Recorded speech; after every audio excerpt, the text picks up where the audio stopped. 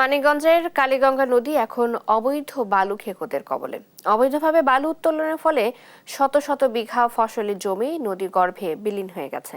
এই বিষয়ে আরো জানাতে সরাসরি যুক্ত হচ্ছেন সহকর্মী আব্দুল আলিম। আলিম, অভিযুক্তদের ব্যাপারে কর্তৃপক্ষ কি বলছেন জানাবেন।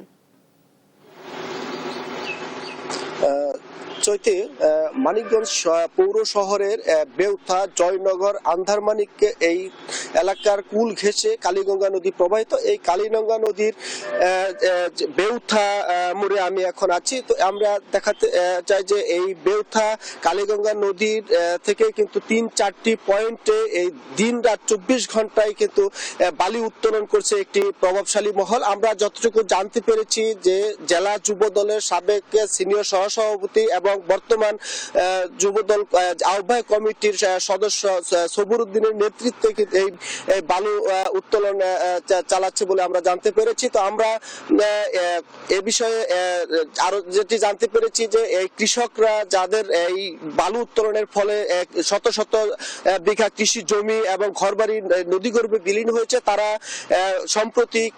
সম্প্রতি তারা মানববন্ধন বিক্ষোভ করেছে এবং এই কৃষকরা এবং যারা নদীর তীরবর্তী যে বাড়িঘর রয়েছে তারা জেলা প্রশাসক বরাবর একাধিকবার স্মারকলিপি দিয়েছে এবং জেলা প্রশাসক কার্যালয়ে তারা বিক্ষোভ করেছে, কিন্তু এরপরও কিন্তু কার্যত কোনো পদক্ষেপ নেয়নি জেলা প্রশাসন। তো আমরা এই বিষয়ে স্থানীয়দের সাথে কথা বলেছি এবং যারা সুশীল সমাজ রয়েছে তাদের সাথে কথা বলেছি। তারা যেটি বলছেন যে প্রশাসন কেন কার্যত কোনো পদক্ষেপ নিচ্ছে না, সেটি আসলে একটি ধোঁয়াশার মধ্যে রয়ে গেছে বলে তারা দাবি করেছেন। তো আমরা এই বিষয়ে কথা বলেছি জেলা প্রশাসক ডক্টর মনোয়ার হোসেন মোল্লা রয়েছে তার সাথে। তিনি যেটি বলছেন যে তারা নিয়মিত অভিযান পরিচালনা করে এই বালু লুট যারা করছে তাদের বিরুদ্ধে আইনগত ব্যবস্থা নিচ্ছে এবং তারা নিয়মিত জরিমানা করছে বলে তারা জানিয়েছেন। তো আমরা কিছুক্ষণ আগে আমরা কথা বলেছি যে আজ দিন রাত 24 ঘন্টা